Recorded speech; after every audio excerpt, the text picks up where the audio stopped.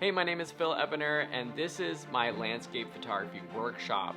I've prepared this series of videos to give you quick, actionable steps to get out and start taking better photos, whether it's in your own backyard or you're about to go on an adventure across the world. I want you feeling confident to know when you get out there, you're going to be able to get the photos that you imagine.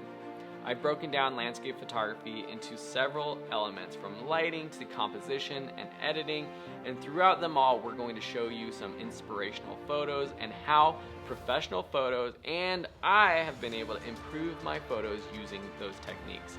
So at the end of the day, you'll be able to go out and you'll know exactly what it takes to improve your photos. It's as simple as that.